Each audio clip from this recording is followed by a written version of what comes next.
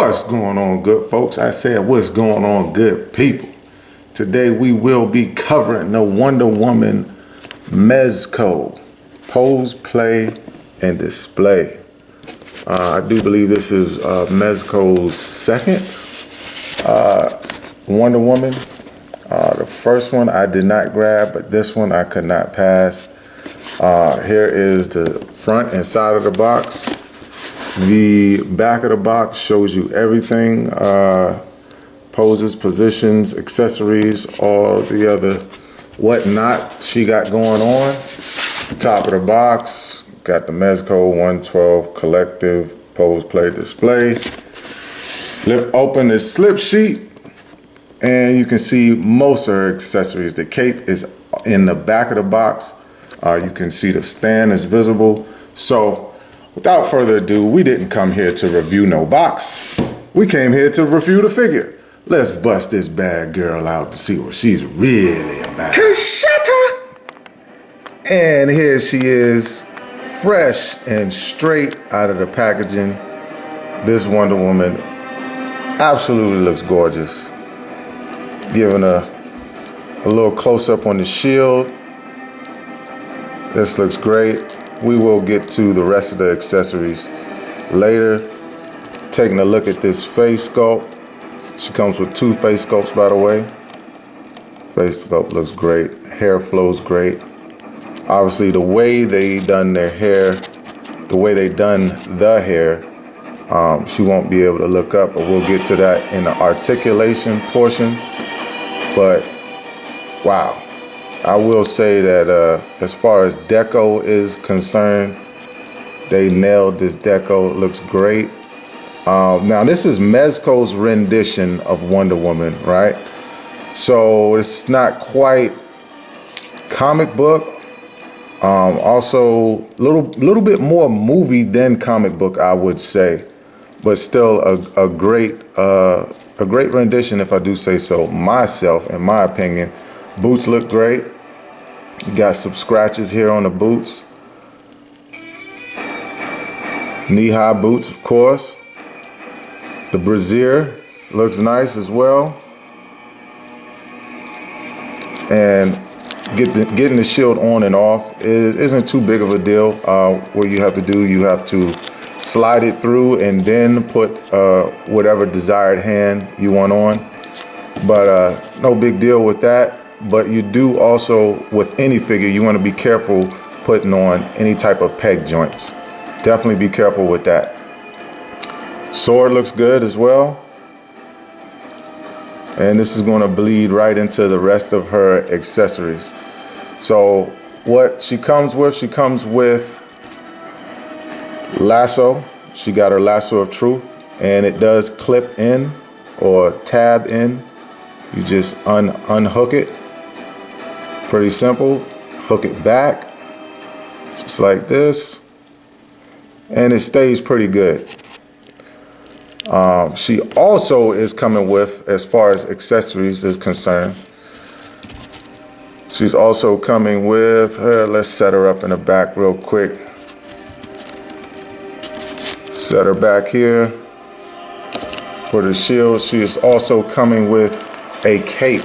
Yes, and the cape is wired, and this is nice. This is a really well done cape. As you can see, it shimmers in the light. I love the she got her designs here on the front seam of the cape. It looks like it clips, but it doesn't. All you do is simply put it over a neck, but this also is wired, so that's very nice. As you can see here, it's wired, so it will hold the desired position you want to put it in. So that's very cool. She comes with her battle axe, which is also done very nice. Got some scratches, wear and tear, even some, you can see some dings and nicks right there on the blade. Wood grained up. Got that wood grain in there, looking good. Sharp. Be careful with these swords as well. This sword, sharp. This edge, not as sharp as the sword. definitely be careful with that. She does come with her spear. The spear is also done very nice. Got the wood grained in there. Got this where her hands for grip here and here. Again, not as sharp as the sword, but this tip is the business end of the sword is sharp. That's what we call it. I mean, you can handle your business with this one, but this is what the desired sharpness is for here. But with the lasso, right? So you got one lasso here that's just fixed. It's basically done in plastic and it's fixed, but this lasso here is bendy wire. So you can shape and move and do whatever's need to be done to this lasso, which is really cool. So if you want to, wrap this around someone, get a nice little scene going, you can definitely do so. This lasso is very, very cool that they incorporated that. So she also does come with a, two left and right shoulder pieces done in plastic. Got a little wear, tear, little scratches, scuffs on the shoulder armor. Nicely done. She also has neck armor. So the neck armor is looking pretty cool. Fits on the neck. Not bad, not bad. And she comes with bullet deflection. Now this is really cool, if you ask me. She comes with 3 of these, but we'll show with just 2. So the only thing in my gripe that I got with these are, yes, they work pretty well. You can put them on both sides of her. Here, let's remove this sword. You can put them in both sides of her. I'm sorry, her wrist gauntlets. But it would have been nice if Mezco also would have made it metallic, or you can stick it on her shield. Right, I think that's cool. You can stick it on her gauntlets. That's absolutely fabulous. But come on, if you're gonna go, let's go all the way, baby. Make it magnetized on the shield too. I know her patented move is, to block the bullets with her gauntlets, but man, I just wish they would have made the shield magnetized. I really would have kicked it up the notch that I would have kicked it up a notch that we would have definitely loved to see. But as it goes, it does not. So I'm not going to continue to harp on it. But it does look good when you do attach the deflection magnets to her gauntlet. Looks pretty good. All right, next we'll go over articulation. So articulation wise, with her neck, she can look down about that much, which is decent. Again, she cannot look up, right? She can only look straight forward. Her arms can go past 90, which is pretty decent. Of course, you can rotate all the way around. She has a single jointed elbow, so she can get a little bit past 90 there, which is not too bad. And I did not expect, neither did we get a double jointed. I mean, it would have been very nice if Mezco would have gave us a double jointed elbow. That would have been absolutely fantastic, but whatever. And also, she does have waist swivel. Now right here at the bottom, it does swivel a little bit. That motion you get there, just a little bit. She does have upper thigh cut, which rotates pretty smoothly. Double jointed knee. hinge on the ankle. Can rock forward that much, down that much. Now this is what surprised me. The ankle rocker. This is a deep ankle rocker for a Mezco. And on a female figure at that, I was surprised at how deep this ankle rocker goes. It's very nice to see a female with a great ankle rocker as being in a Mezco. I think it's very nice. So you can get quite a bit of action type of poses when the ankle rocker is allowed to go as deep as it does. I think it's very, very cool. I will show the other head sculpt. So this is one head sculpt that she comes with, right? You can pop this off, and this is the other head sculpt that she comes with. Now, let's put them side by side so you guys can see the difference between the two head sculpts. All right, so come on now, stand here. So here we go with, and I apologize if the camera's washing out her skin, but the one on the left, she's more gritty, she's more angry, and the one on the right, it looked like she's more calm and relaxed.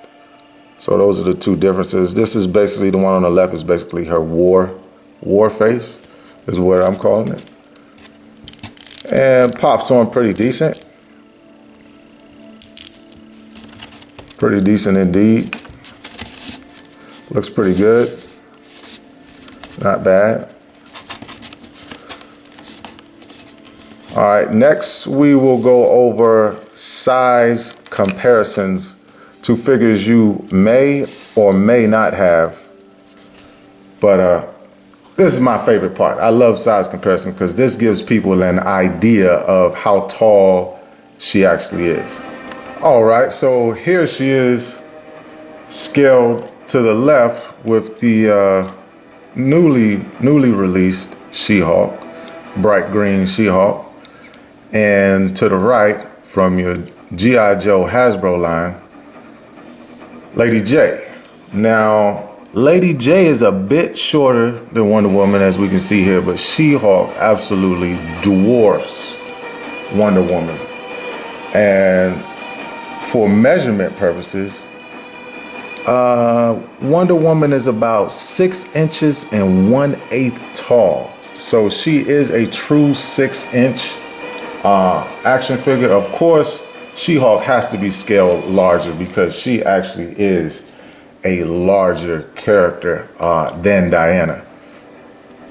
In stature, that is. All right, here we are with Katana from Mattel. Katana's from the Mattel line.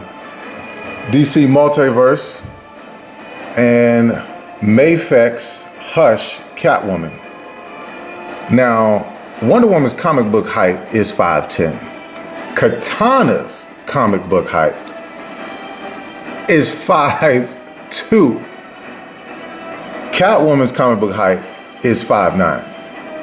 So when you compare 5'9", 5'10", this is pretty close to accurate here.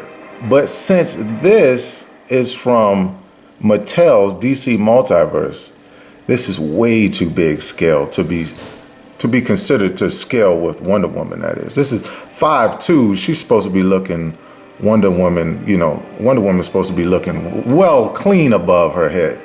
But that's not the situation here, but that's that. All right, here we go. Now to the left, we have Billy Batson, aka Shazam. And to the right, we have Hal Jordan, aka Green Lantern.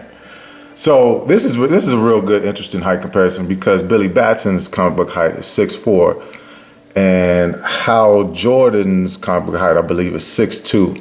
Now both of these guys are taller than Wonder Woman, Well, if you look at Billy, and you look at Green Lantern, Billy does just kind of just edges him out. I believe that Billy should just be a smidge taller to represent 6'4", but this is a pretty good height comparison because these two DC superheroes are taller than Wonder Woman, so this is pretty good. And this is from Mezco. All three of these are Mezcos, so this is actually scaling pretty decent. Okay, now here we have Red Sun Superman to the left and Batman Sovereign Knight to the right. Again by Mezco. Red Sun 6'4". Batman, I believe his comic book height 6'2". So these scale in pretty well together. They do not tower over this Wonder Woman, but they are a representation of a 6'4" and 6'2" male figures compared to this 5'10" Diana, aka Wonder Woman. So this is a pretty good scale comparison. I like this one. All right, y'all. Here she is, Wonder Woman, all suited and booted, Dirty Diana if you nasty. Now you fully suit and boot this Wonder Woman, cape, axe, spear. You got a holder for her sword. You got a holder for her lasso of truth right here on her right, our left. Absolutely fantastic figure. Let me tell you. Now, I understand that this Wonder Woman may look more so movie than comic, but in my personal opinion, if you passed on the other classic Wonder Woman and you want to put her with your Mezco comic book heroes, do so. Grab this one because she can definitely fit in with those heroes, in my personal opinion. Drop down in the comments, what do you think of this Wonder Woman? I also wanted to show you guys the base because I forgot to show you guys that before. I also don't want to leave out of here without mentioning that she has 8 interchangeable hands, right? So she does also have these hands, which are her gesture hands, right? She has, along with her hands that she's holding her weapons with, she has an extra set of holding weapon hands with her thumb not attached and braced along her knuckles, right? So a different type of grip. And then also her fisted hands. So if I had to rate this Wonder Woman figure by Mezco, I would definitely say they have done a 9 out of 10 job. What is stopping them from giving her a 10 out of 10? One, I believe no figure is perfect. No figure is perfect. It may be perfect for the buyer that's collecting it, so that's going to be opinionated. But to me, no figure is perfect. 9 out of 10 is the highest a figure can get. It could get a 10 out of 10 for me if the joint was double jointed. I would definitely give it a 10 out of 10. And if they had incorporated with the bullet deflection accessories, if they had incorporated the magnetization on the shield, yes, it would have got a 10 out of 10. It would have been the first figure ever in the history of Let's Be Real and Review a figure had got a 10 out of 10. But it didn't, so it's okay.